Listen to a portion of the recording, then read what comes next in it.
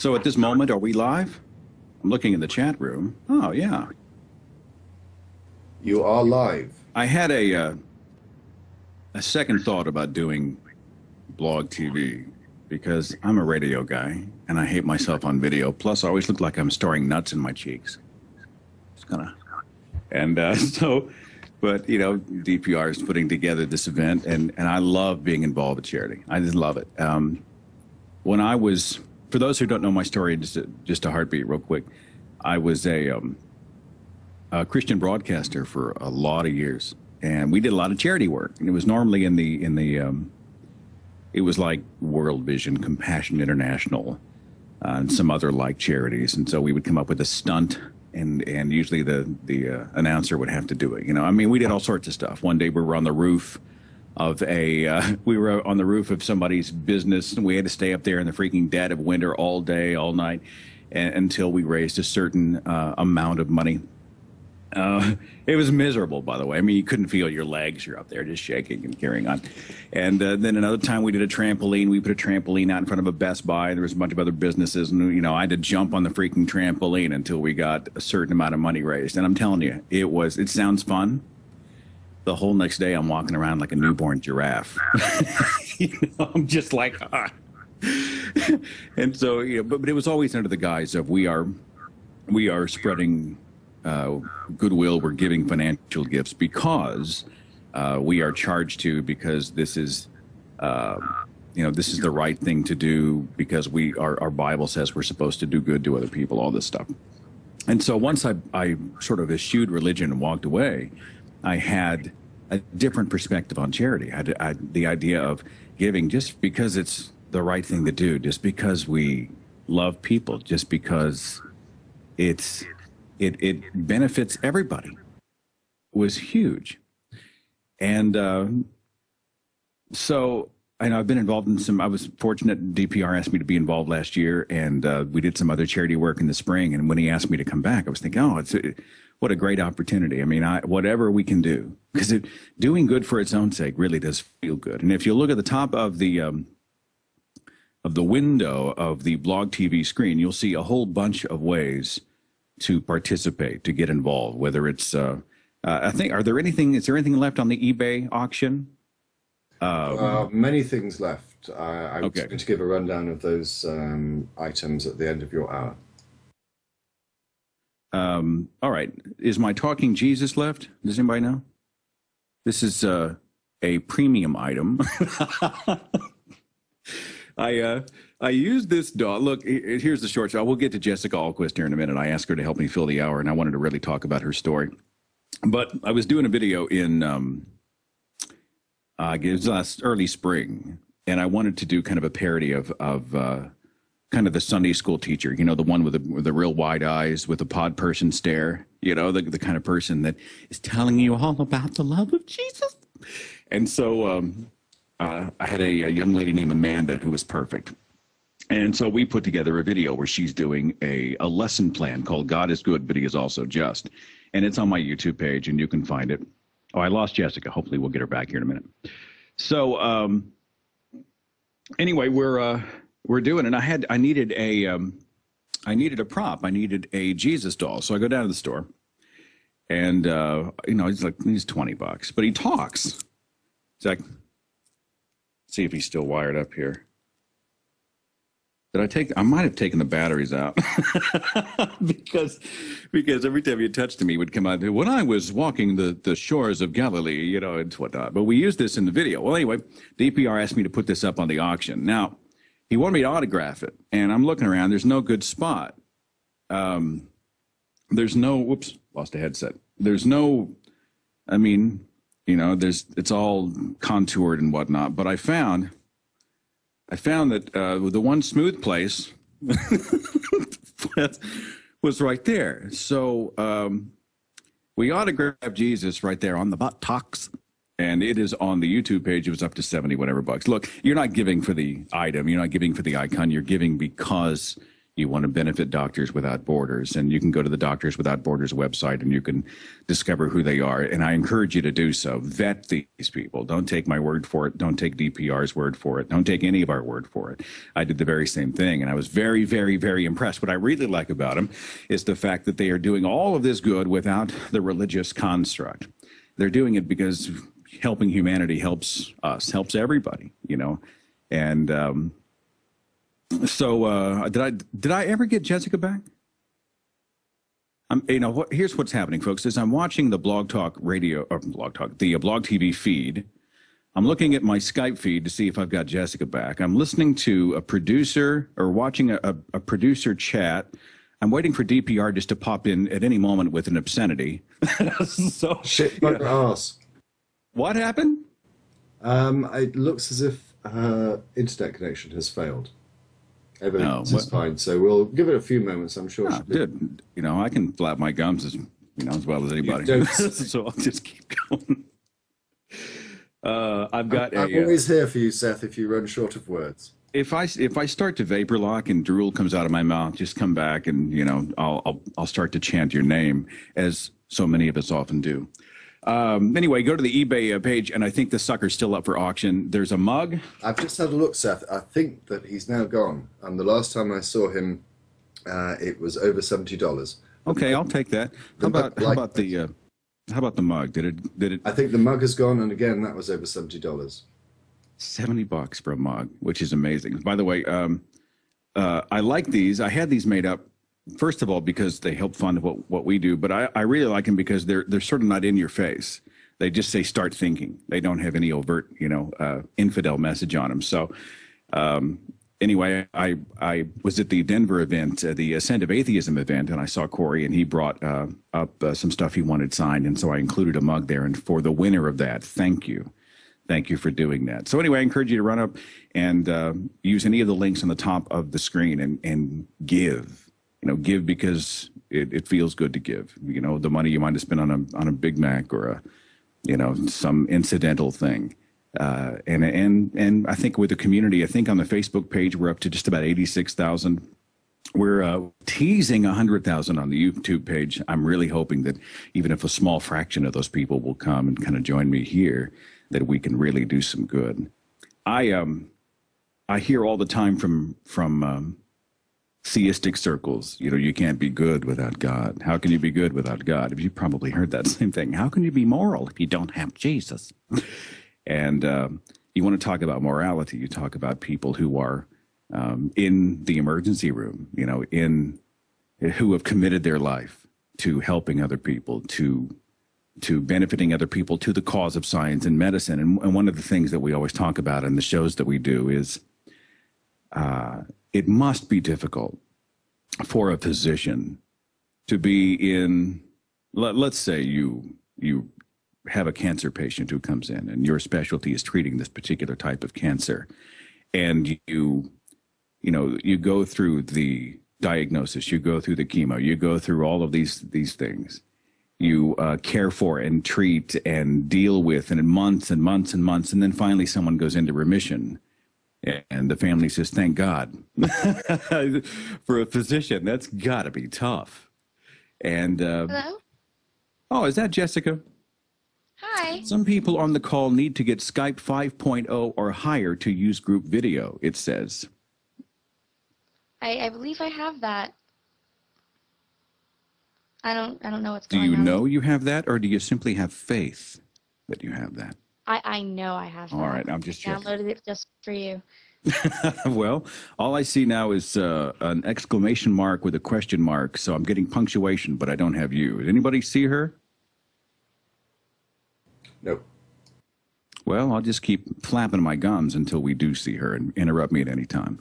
Anyway, the gist is that for the medical community, and I don't know what the statistics are as far as how many people believe and how many do not. I'm guessing because it is a science field that it must skew more secular, yeah.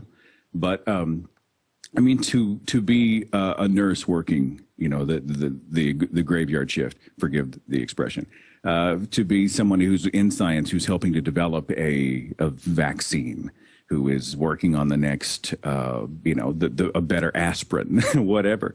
And to have all of these wonderful things happen, and then to have someone else thank an invisible wizard in the sky has to be very, very, very difficult. And so we always have a real empathy for physicians. I love to have physicians and doctors and nurses and support staff and people in the field of healing call the show. They have great stories. They have great humor. They have committed their lives to helping other people. And I think they're really based in the real solutions. And that's why I really enjoy Doctors Without Borders, for the same reason. They're based in the real. They don't go out and have a hidden agenda. They don't go out and say, look, and this is normally what the scriptures teach, is that it's like Jesus feeding the 5,000, for those familiar with that story. In the Bible story, Christ goes out and he feeds the 5,000, right? He feeds them physically. But afterwards, then he gives them the message. He's feeding them spiritually. And churches function, and church-type charities function with this same MO. What they'll do is they'll find the physical need. So they'll go out and bring food, free breakfast, child care. They'll go out and provide some kind of physical, tangible aid. And that's wonderful. And I'm really grateful that they do that. I really am. But once they're done, then they pull out the Bible and start feeding people spiritually. And I see it all the time. There was an entity I saw, it was a church that went, they had buses, and they would go around and grab all the, they would invite all of the disadvantaged people, the poor people, people who had no cars, no transportation, who in some way were disconnected from society, from the church, from spirituality, from whatever. Or maybe they even went to another church and didn't like it. I don't know. But they would go out and they would take these buses and they would go everywhere. And they would scoop these people up, and they would show up with buses filled with people and bring them in for a free breakfast. And it sounds wonderful when you say it like that. But in order to get the breakfast, you had to listen to the hour sermon afterwards, because you're trapped. They had the bus is outside, folks. It's there. You live 5 miles away. You ain't getting home. So they'd bring everybody in, and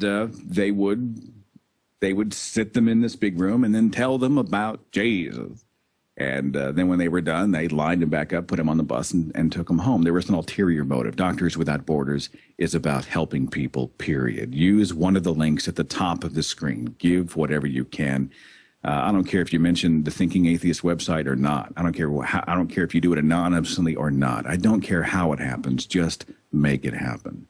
And for those who stand around and say that all charities are bogus and all organizations of like mission are worthless, they obviously haven't vetted, they haven't done the homework, or they're just cynics. There are some people out there that will always throw cold water on a worthy cause. There are always people out there who will tell you why you cannot, why you should not, why you will not.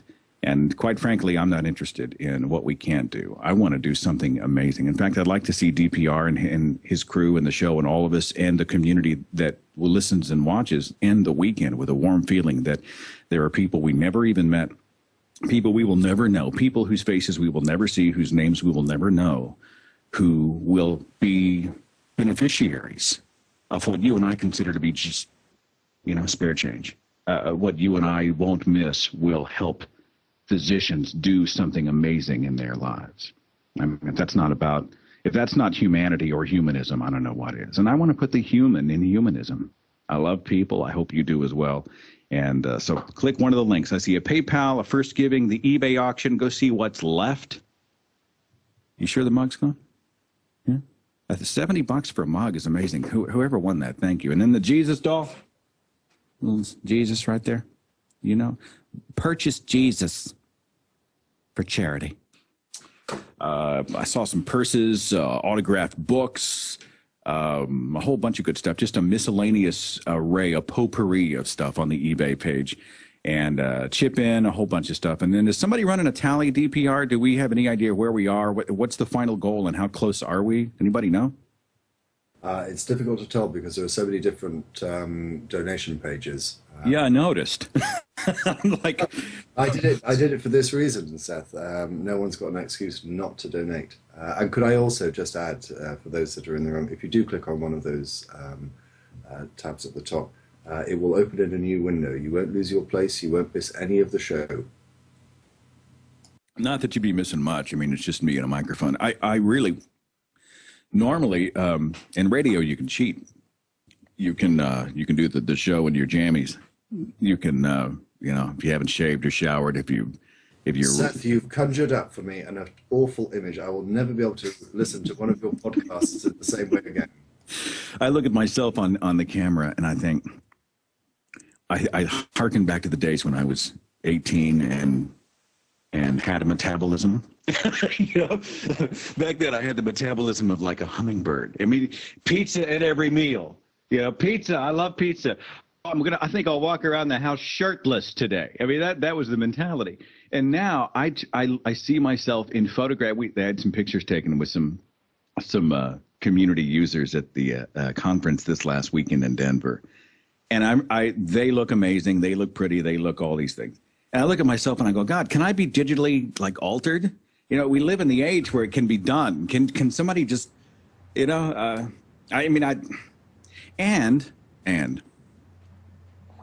as I approach the age of 45, there's Jessica. As I approach the age, and Jessica will go through this one day because here she is skinny and pretty and I must hate her.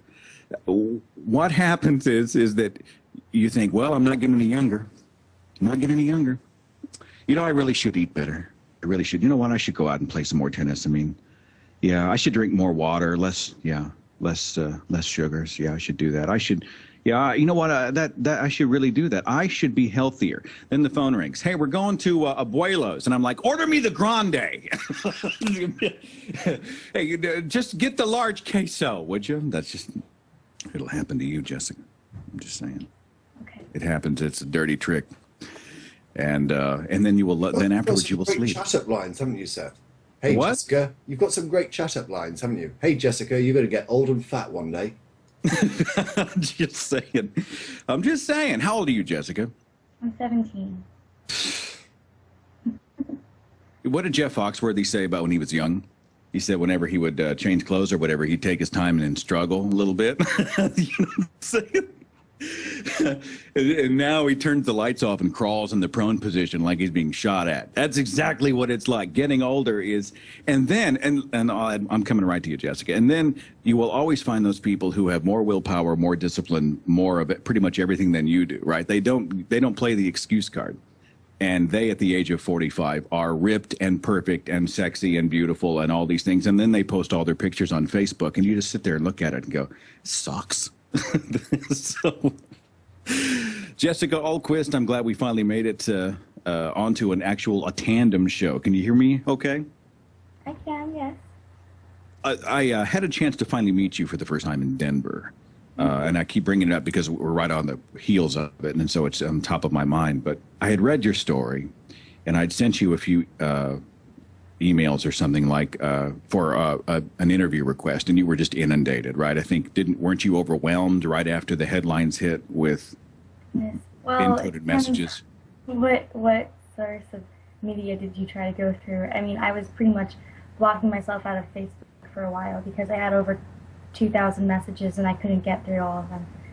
Well, let's tell your story. I know you've told it 1,000 times, but let's make it 1,001. I know there are many who would like to hear it, not just read it in, after a Reuters byline or something, but to actually hear what happened to you. And this is a relatively recent story. You gained not just national, but international headlines because you protested a religious banner.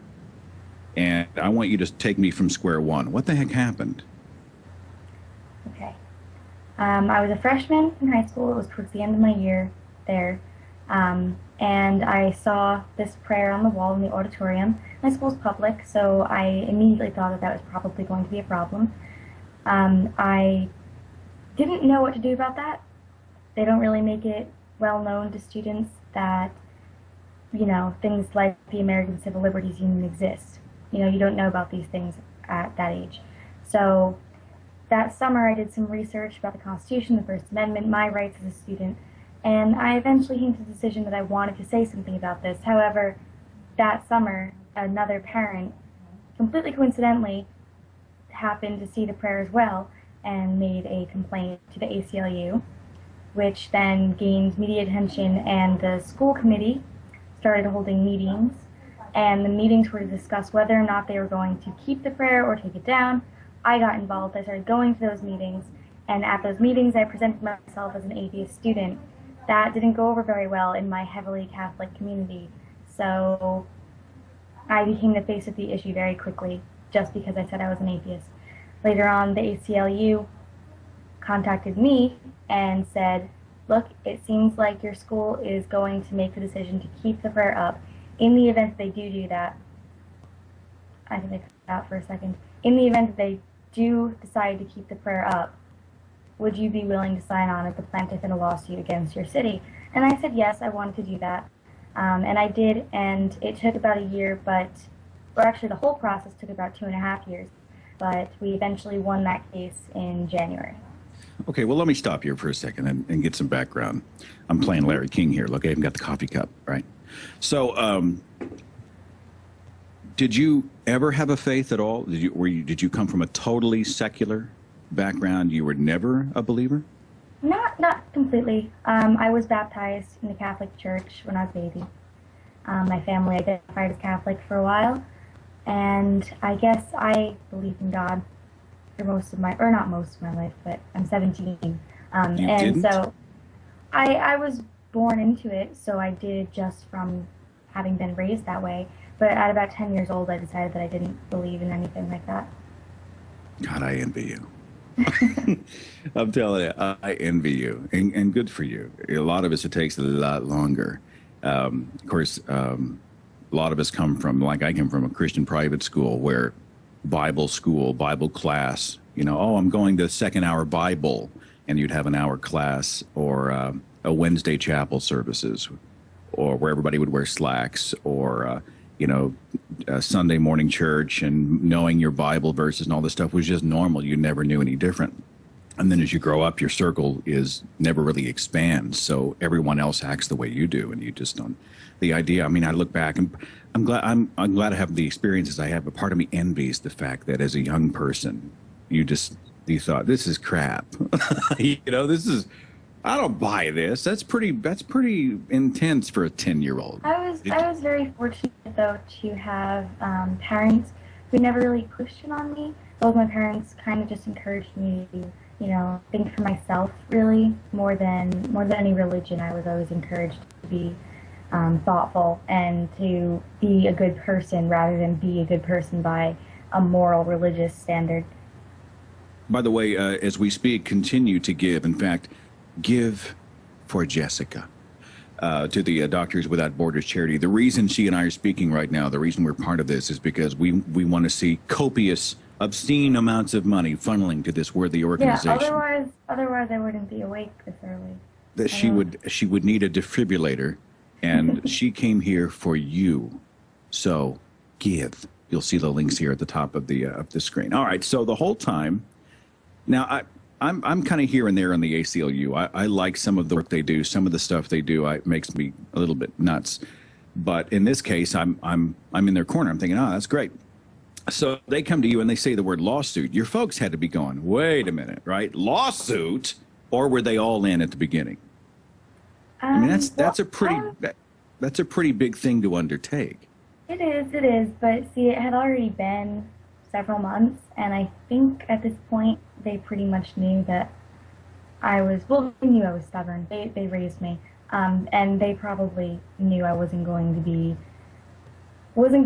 saying, oh, well, I guess you guys decided to keep it up, so that makes it okay. No, they knew that I was gonna still be upset about it. So when the ACLU contacted me, I told my dad, and he said, well, it's up to you. You make the decision. We're not going to tell you to do it or not to do it. You decide. And I decided, and again, like I said, I was really, really lucky to have parents like that, because it could have gone where I didn't, and I wouldn't have been able to file. So when all of this is going down, do you use the word atheist or non-believer or humanist or non-religious? Did you use this type of language in your school, in your social circles?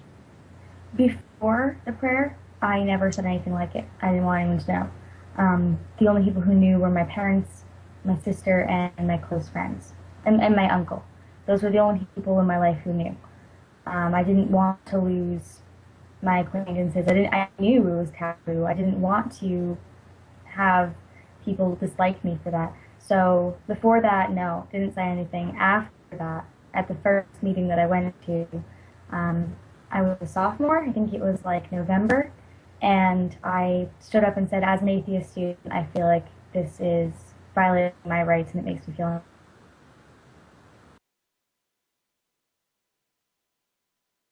Okay, I may have just lost you. Or are we frozen? I suspect her internet connection isn't sound. We've got a problem with this call. I was right on the edge of my seat too. I mean, you know what? That's how it works. It's like being at a theater when the film breaks. You just can't do that to an audience, Jessica. We'll try to get her back very quickly. It's interesting to me that in Rhode Island, which I consider to be, I mean, it's not like you're in, Oklahoma, Alabama. Are you back? I'm back. I don't know what happened. It's called Skype. It's called the internet. Today. It happens all the time. Trust me. Don't apologize for the fact that. Let's think of it in this context.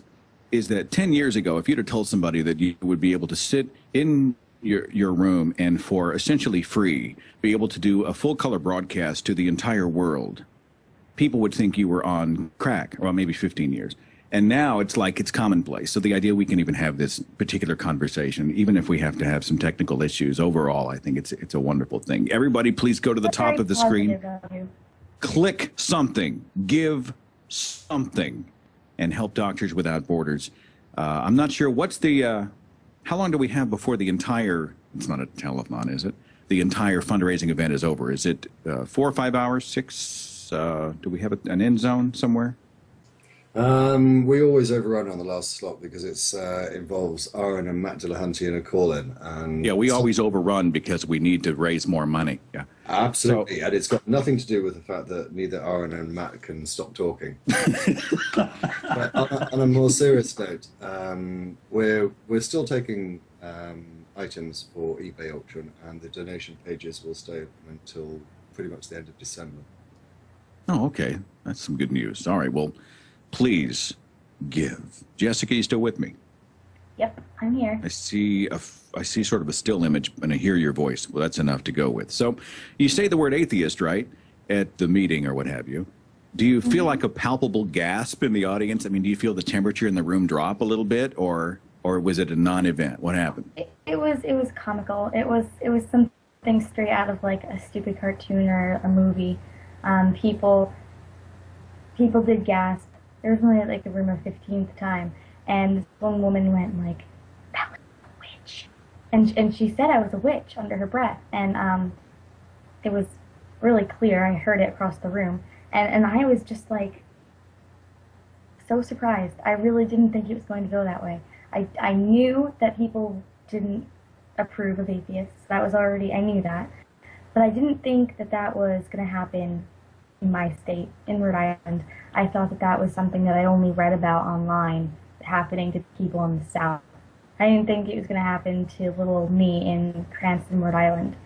Now, did you actually hear someone say the word, or did you hear from somebody who heard from somebody who heard from somebody? Hear what word? Witch. That you were a witch. I heard the word witch. I heard witch. And I was several times called a witch. All right, so you probably, I'll catch a lot of, oh, you're an atheist, so you worship the devil. And then you go, wait a minute, hang on just a second. No, I don't believe in the devil. I don't worship the devil. But you probably heard a lot of those cliches were very real for you. You probably heard a whole lot of those types of insults volleyed over the fence, yeah? Oh, they literally thought that I worship Satan. They actually believe that. They actually think that I'm a Nazi. These things, they weren't just throwing insults. They actually believed these things. So behind the podium, you're wearing, and you did the whole speech with these little devil horns, these little red horns coming off your head. And obviously you were making a point. Would you explain the devil horns for us?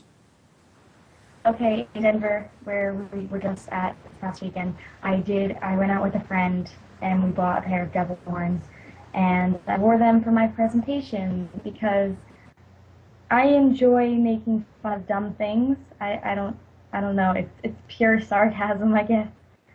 And I guess it's also kind of in reference to having been called an evil little thing. That's, I guess, my new nickname.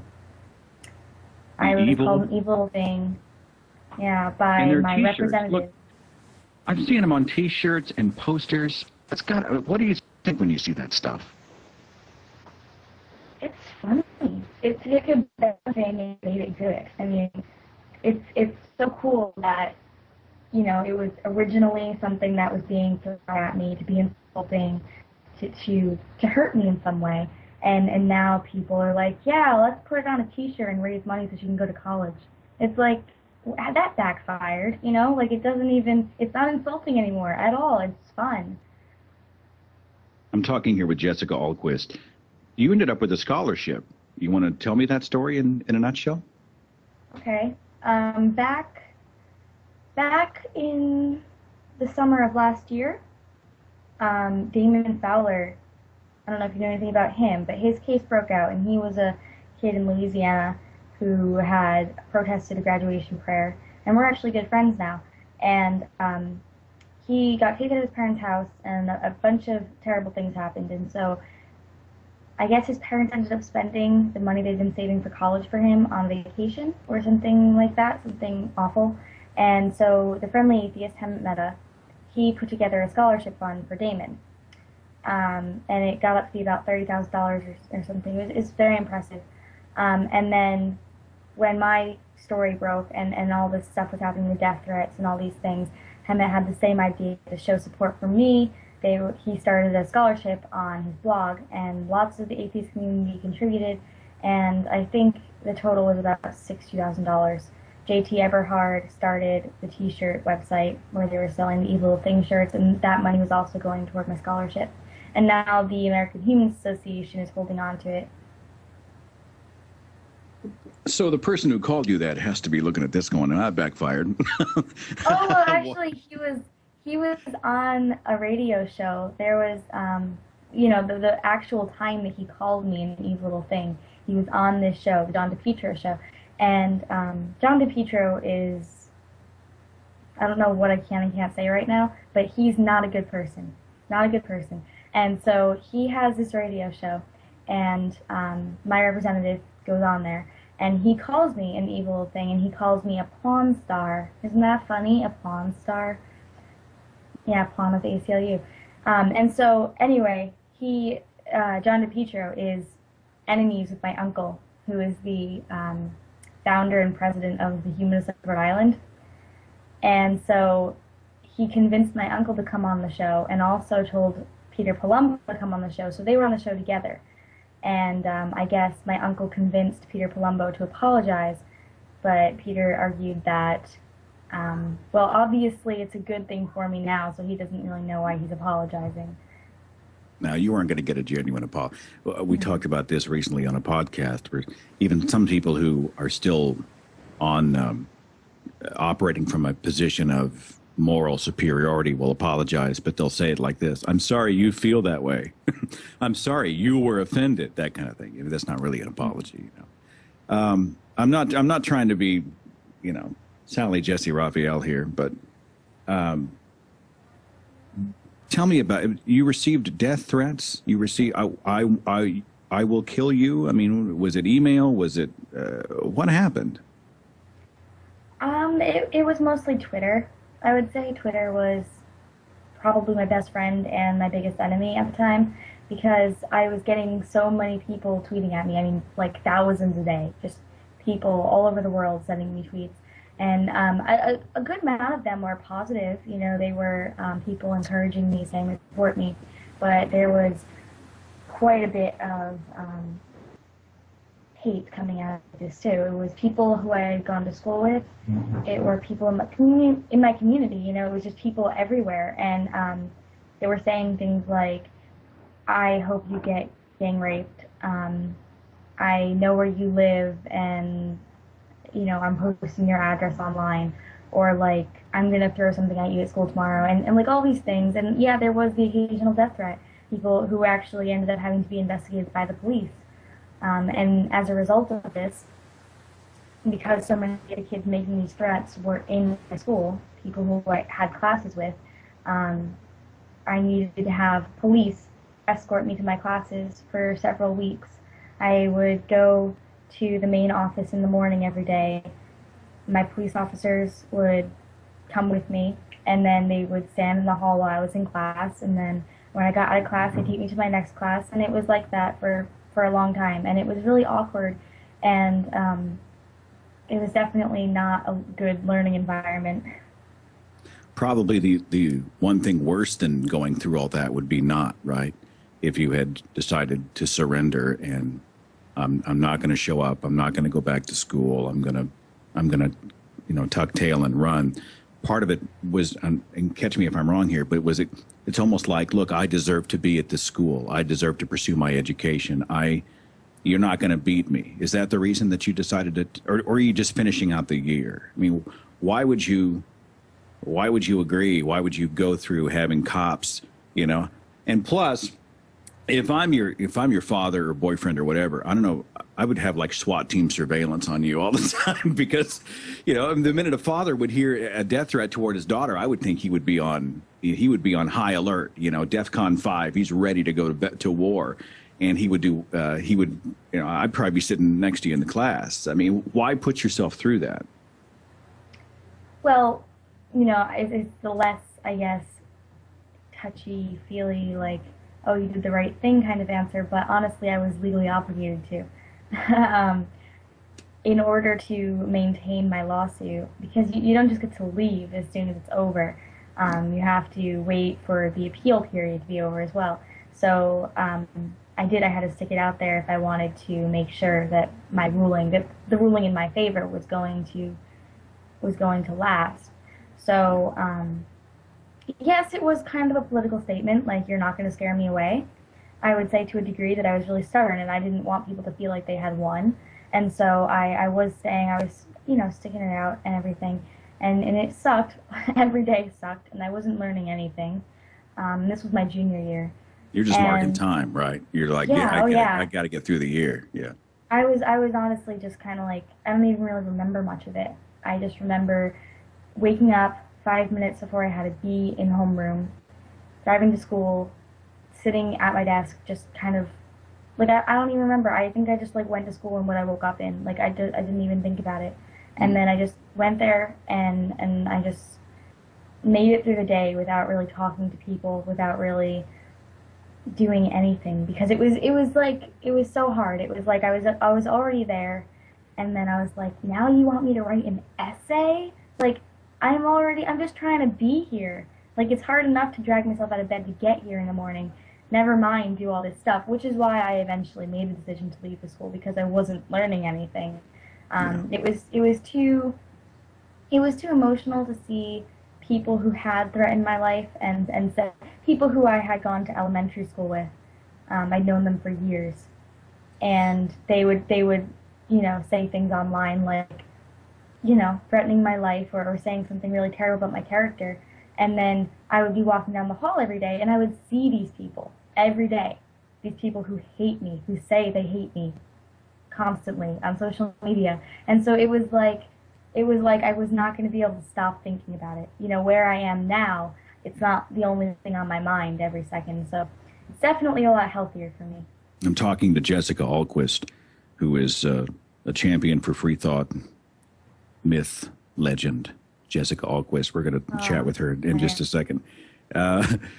But the reason we're having this conversation is because we want some people to be motivated by all the effort that DPR Jones and the behind-the-scenes folks at the Magic Sandwich Show, who it's amazing the time and energy and effort that goes into a 24. And you think, well, everybody just logs in and they Skype in, and how hard is it to put this together? You have no idea. DPR technical difficulties. Well, and it's also the logistics. I mean, contacting and bringing in. I saw Dawkins yesterday, and getting all of these signed pieces of paraphernalia. Getting the Lawrence Krauss books and getting all these other things. People to agree to participate and scheduling it out and working out the technical issues and what if, and it's a very. And why go to the trouble? Well, the reason we go to the trouble is because we believe it's good for goodness sake. It's It's something that we want to do as human beings because we are humanists. We don't want to sit around and just gripe all day about religion. We don't want to sit around all day and just throw, spew venom because of all the ways religion has wronged us, which is something that many free people in the free thought community might do. They sit around, they just talk all day and they gripe about religion. Well, I want to be more than anything else, a positive force in this world to provide some solutions. And Doctors Without Borders does that.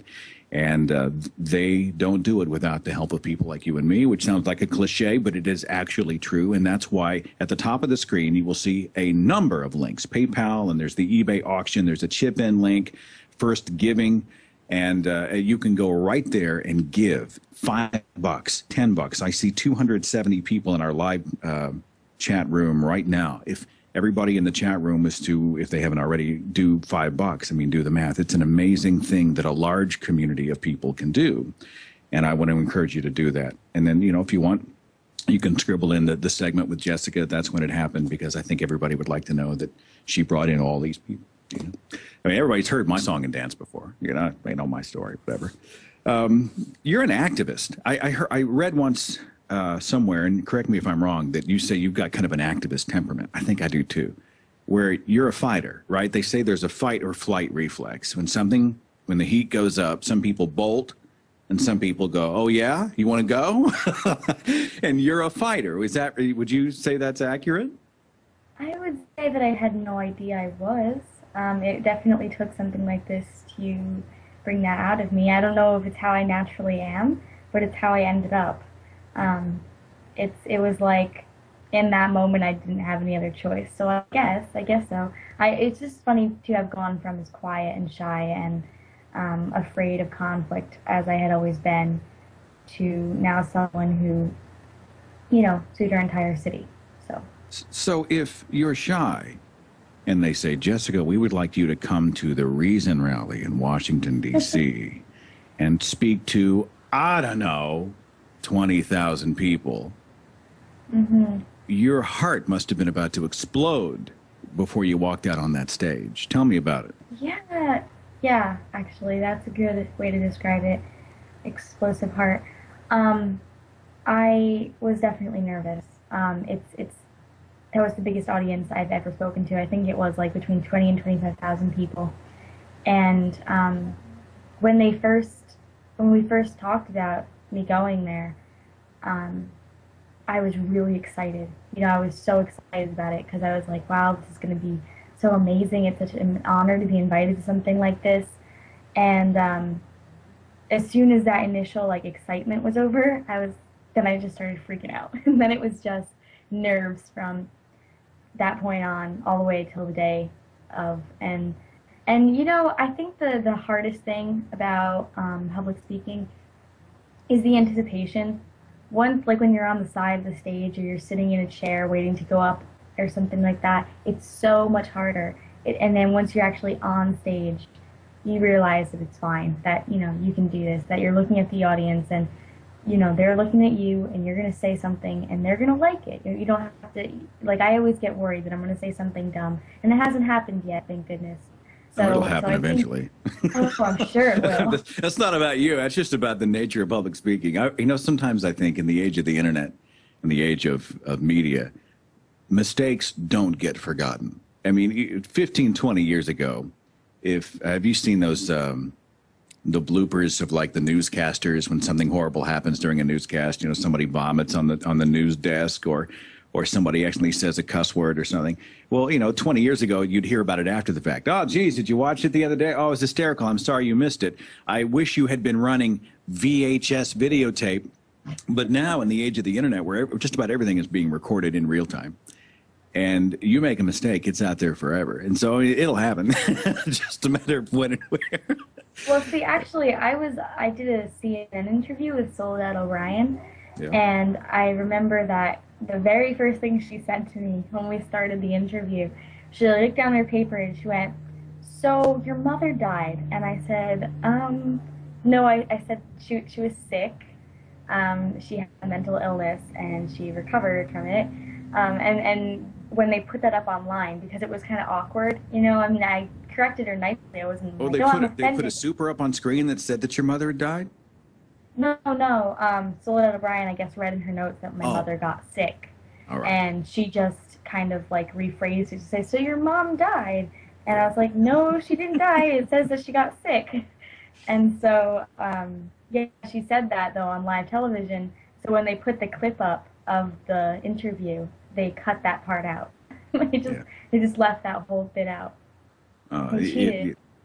It's not really about making mistakes. We're all human. You know, sometimes something will come out of your mouth and you go, that's not what I meant to say, or that's wrong. I think it's more about how you deal with it. I mean, quite frankly, I'll just stop and go, no, that's totally wrong. It's stupid. I made a huge mistake. And then you laugh and you move on. And I think if you're relaxed about it, other people are as well. It's the people that are reading the teleprompter who make a mistake, who have no idea how to have a personality of their own. After they blow it, they have no idea how to recover. Those are the ones where they get that deer in the headlights look. They get that Rita Rudner stare, you know, and then they just vapor lock, and then they do that nervous laugh. Well, that was funny. Next, back over to you, Karen. Those are the ones that are very awkward. So, if you're comfortable in your own skin, everybody else will be as well. So, well, I've said some things in interviews or whatever that I don't regret saying, but I feel like they definitely made more sense to an atheist audience than a Christian audience. And to be honest, in the beginning, I had a Christian audience, and so I did say some things that I guess I could have said differently to make it more clear to religious people. You know, that I was either like joking. I mean, I didn't do too much joking, but I mean, I definitely did say some things. Like I said, I don't believe that Christmas is what people think it is. And that was, you know, misinterpreted by a lot of people. well, and there are many out there who are eager to misinterpret. They'll take whatever we say, whatever you say, and, you know, she hates Christmas. Well, that's not what she said. You know, she hates Jesus. I've definitely learned my lesson about that. Every time I do anything with talking to media now, I'm very, very clear, and I probably do too much explaining. Yeah. Another therapy, she and I are just talking here, folks, just hang on. Another therapy that I have is that whenever I produce a piece or a video or have something that is online and you have thousands upon thousands upon thousands upon thousands of comments in the YouTube comment section, I know people who will lose sleep at night over some of the meanest, most horrible things. You probably developed a real kind of a filter, haven't you? Where you, to protect yourself and to keep your eye on the big picture, you can't allow any of these tiny pebbles to derail the train. Otherwise, you'd never get anything done. So anytime somebody now, if there's thousands of comments and somebody says somebody should, I hate her guts, or she's stupid, or she's there, they say all these whatever they say, and they're usually much more creative. I find that you have to realize you're dealing with the lowest common denominator, right? The internet armchair quarterback, the person who is courageous only when they are anonymously behind a keyboard, using a pseudonym. They will never go out and really instigate any real change. Their way to feel powerful is to sit in the corner in the dark with a keyboard and tear down the work that somebody else is doing. And you've probably seen a lot of that. And you probably developed kind of a skin, right, that bounces off of. Yeah? Well, people tell me, oh, don't read them, like don't even bother going on Twitter. Don't read the YouTube comments, whatever. I have to, I have to read them. Like, if I don't read them, I'm going to sit around wondering what they say. So I do. I go and read them. I scan them. Yeah, I mean, I think you want to be aware of what people are saying overall, but you don't sit up at night and go, so and so said they didn't like me. Oh no, right? you definitely have to get past that. I wouldn't be out of this without some kind of mental problem if I took everything and dwelled on it. I really did need to turn off my computer sometimes, go and sit in a quiet room, relax, and then come back to my computer once I'd calmed down. Like, it's definitely something that you have to put out of your mind. Remember that, I guess, like, the key thing is remembering that the internet brings out the best and the worst in people. It helped. People came and supported me. They raised money for me to go to college. It was all this great stuff. And then at the same time, people also said some of the worst stuff I've ever heard. So I think, yeah, like you said, it's very easy to be courageous behind a computer. And that's the thing to remember. These people aren't courageous. I mean, there are some people I think that have good input, but overall, I have found that not to be the case. They are the exception rather than the rule. We are now speaking with Jessica Ahlquist in an hour that is really dedicated to Doctors Without Borders as part of a huge, I think it's like more than 24-hour event, a streaming event, and people are watching and supporting this cause from all around the world.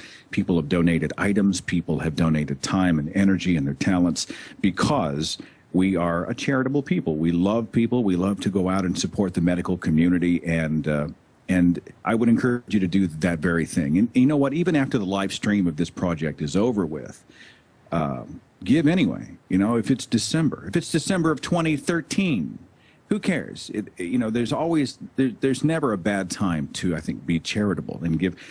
Do me a favor. I had a few people ask about this. I'm going to reach over here and bring in my third member of the show. Jessica, you an animal lover? I am. This is Rat Dog.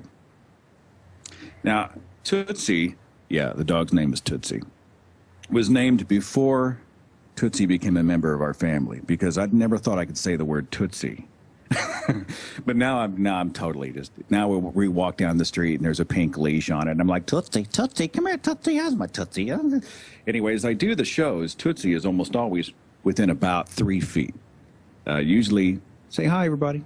Tootsie is normally at my feet or whatnot, and I thought about doing a gag where if we didn't reach a certain dollar amount, I would threaten to do something hideous with the dog, and my heart just couldn't take it, even as a joke. Give $500 or the dog gets it. I just couldn't do it. But I did want to say, I did want to introduce my little rat here to the community. Thanks for that. Oh, handoff. Has this changed? Back to you, Jessica. Has this whole event kind of changed, do you think, the trajectory of your life? I mean, you were on stage this last weekend, and you speak now around the country, and you've been on national news. You've been on freaking CNN.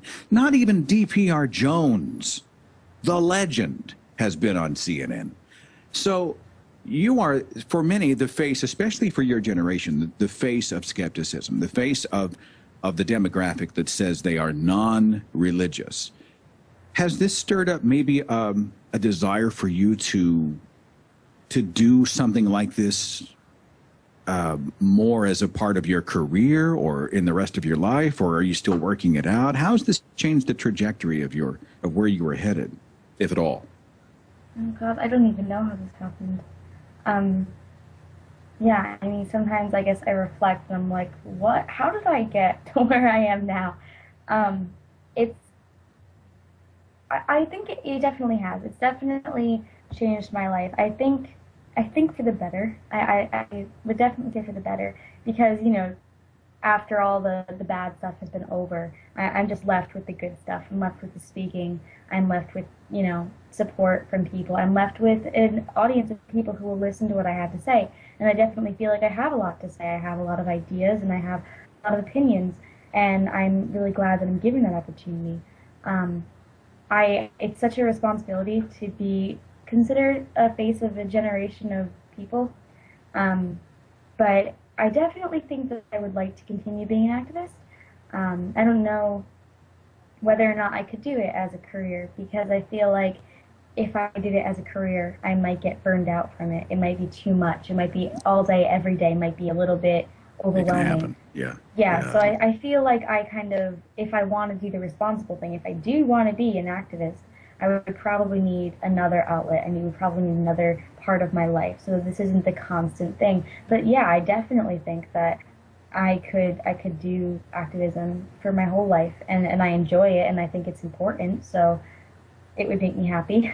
It comes from a very real place. I think it's easy. It's like a reflex. It's something that you do naturally. I myself, I look at all the years I spent in the faith, and I think, man, I'm compelled to say something. And when I look at the younger, 20 and under, 25 and under, and I look at this rising, it looks like there's kind of a rising tide of skeptics. It's and to see you out there just swinging for the fences and engaging people and being a voice of and doing battle from time to time. I mean, that's a pretty gutsy thing to do. And so, without it sounding too saccharine, I just want to say that I really do admire you. I admire the work you've done, and I'm so glad you spent the the hour with me. I think it was for a worthy cause. I hope you had fun. And one of these days before the end of the year, I'd like to have you do a radio podcast. And I want you on the record saying you'll do it. Okay. I will do it. I will do it. I swear to God. All right. Swear to God she's going to do it. She swore to this right here. So we got it. Jessica, I'm going to finish up with a quick article, but I wanted to thank you again for everything. Is there a website or anything people can go to? Is there a place you direct people if they want to find out more about your story and what you've been doing? Is there an end zone somewhere? Okay, well, I actually haven't told them about this because it's been under work, but yeah. Well, I mean, don't blow it if you need to keep it a secret. Are you good? No, I'm trying to find a good way to say it. Okay. I'm ready. Yeah, I had a website a while ago. It was actually myname.com, and which has an H, and by the way, it's AHL.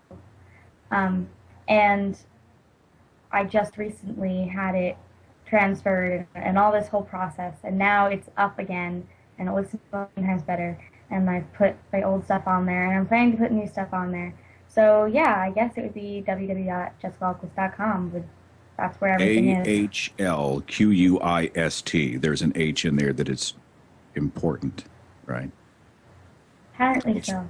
We'll check out your website and follow your work, and you and I will talk soon on a show. And thanks for helping me to sort of raise awareness and hopefully some money for Doctors Without Borders. It means a whole lot to me. Thank you. Thank you. I want to finish with an article that I did a while back that I think ties into Jessica's story. Where I talked about this generation of free thinkers, of skeptics, of people who are not necessarily buying into the religion of their parents. And the response I was getting back was, no, actually, that's incorrect. There's a revival going on. There's a revival in America. There's a revival in America. People are running to God. And so I did a little homework, which is what skeptics do. And I wrote a piece on it that I wanted to finish this hour with, and then I'll hand it back to DPR. But it said this, and I'll just read it outright because I like the way it was written the first time. It says, I was in a discussion with a theist recently, and she tossed out a zinger. She informed me that, and I'm paraphrasing here, that the scientific community is largely rejecting the idea of evolution and embracing the biblical creation account. When I picked up my jaw off the floor, I reminded her that 93% of the National Academy of Sciences rejects any God. Now, she, of course, brushed that statistic aside and said it was biased, obviously false, a contaminated sample, no doubt influenced by that devil. My apologist adversary then informed me that there is a Christian revival happening throughout America as huge throngs turn to God. And again, I countered that non-belief is actually the largest growing religious demographic, for lack of a better category. And she dubiously replied, I'd like to see those statistics. I'm glad she asked. A recent Harris poll shows non-believers in America at 18%. And more Americans currently support evolution by natural selection, 45%, than intelligent design, which is at 40, which is still a scary number. Scary. 40.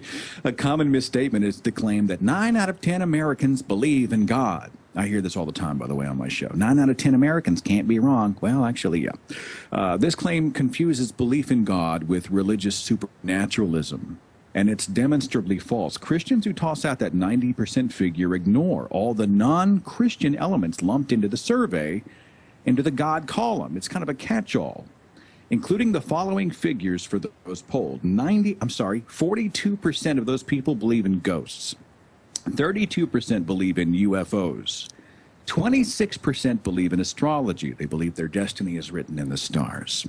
23% believe in witches, not Jessica Ahlquist. 20% believe in reincarnation. That's not exactly Protestant Christianity Sunday go-to-meeting, is it? But it falls under the God category. Even Gallup's data on religion in America, despite a misleading headline, ultimately reveals the telling sentence in the final section. I'll read it to you. It says, given the ability to express doubts about their beliefs, the percentage who stick to a certain belief in God drops into the 70 to 80% range. It's huge. In other words, when presented with other options, many supposed God believers instead say, whatever. You know, I mean, it's a non-committal attitude. More and more people just walking away from their inherited beliefs. And the beliefs of their families and cultures. According to the World Christian Encyclopedia, the number of non-religionists, their word, has skyrocketed over the last century across the planet. In 1900, it was like 3.2 million on record. In 2000, it was 918 million, with 8.5 million new apostates every single year. The National Religious Identification Survey conducted by Trinity College in Connecticut says atheism is on the rise in the United States. The Pew Research Center says younger generations are also significantly less likely than older ones to affiliate with a religious tradition. 26%, one-fourth of everybody under the age of 30 said they're just unaffiliated. And they're either agnostic, atheist, or nothing in particular. Today's 20-somethings are twice as likely to be irreligious as their 1990 counterparts 2 decades ago. And you can read the entire article online. I know I'm just a couple minutes over time, and I want to be fair to our next host, but it's all at thethinkingatheist.com if you want to use those. I can just say, there's no rush. We're struggling to get hold of James Randi, so if you overrun by a few minutes, please don't worry about it. Well, I've got a couple paragraphs left. If you'd like me to finish the article, I'll do so.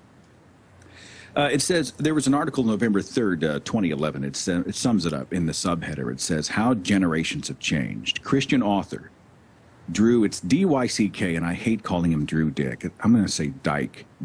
Dyke? Never mind. It's a lost cause. It says this, quote, I think there's been a lot of evidence that they, young people, are dropping religion at a greater rate than the younger adults of yesteryear, unquote. He is convinced enough he wrote a book on the subject called Generation X Christian, Why Young Adults Are Leaving the Faith and How to Bring Them Back. Now, he's a Christian apologist. His mission is to try to bring the believers, the prodigal sons and daughters back to the fold. But even he, as a believer, says, man, we're losing them. Also notable is the recent dominance of best-selling atheist books in the marketplace. Now, this was written back right after God Is Not Great hit the bestseller list. Richard Dawkins' The God Delusion was the #2 hardcover on Amazon.com, with sales well over 2 million by early last year, and this was written, I think, in 2010. Christopher Hitchens hit #1 on the New York Times bestseller list with his 2007 book, God Is Not Great. Sam Harris's Letter to a Christian Nation debuted on the same list at #7. Millions are casting off the superstitions of their families and cultures and are proud to be counted as non-believers in the polls, in their households, in their places of work, despite so often having their characters, reputations, integrity, morality, and sanity questioned, just like they did with Jessica, right? You see, she instantly became a target for the heinous crime of having a mind of her own, of not following the flock, of not walking behind everybody else and nodding her head and saying, yeah, I'll accept it without any sort of scrutiny. Because she decided that she had added it up and she was an atheist and said it aloud, which she has every right to do. She was called all these horrible things. She's a witch. She's a little evil thing. She deserves to die. All these horrible things. Back to the article. These people, especially these young people, have decided they would rather embrace an unpopular truth than a saccharine fantasy. And as more and more step forward, those in the wings are gaining courage. And I think that's the truth. You know, I think people see Jessica's story and I think they think, I get her. I get what she did. I admire the way she did it.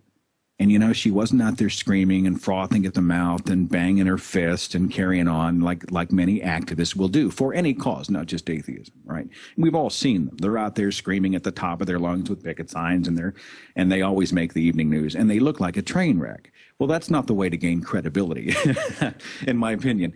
And Jessica went out there with an even voice and a very honest perspective and just said it. This is where I am. This is how I feel. This is what my rights are.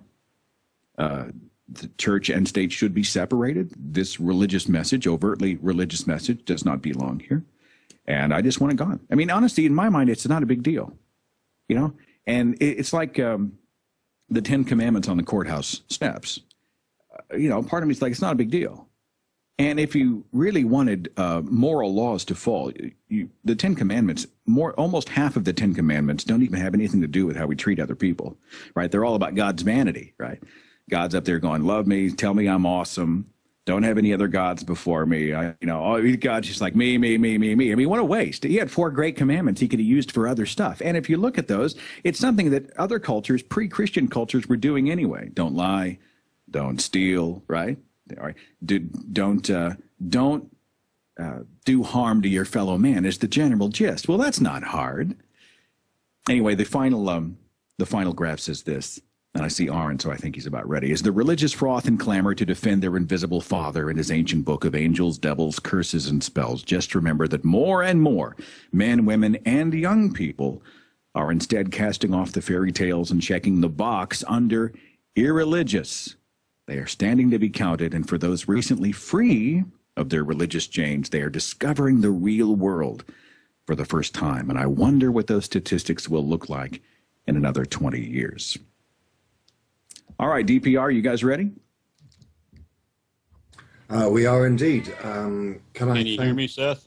Oh, I can hear you, my friend. Go first. Well, Seth, are you happy to hang in there for a bit? Yeah, I can hang in for a little while if you guys, don't mind slumming a little bit. You hear how he goes on? This is the. Did you see the way he was when the three of us, Matt and he and I, shared the stage, and he's talking about like he's the lowly one who doesn't belong? I'm thinking I'm sitting next to a guy with 10 years TV experience and another guy with 10 years radio experience, and they're blowing me up.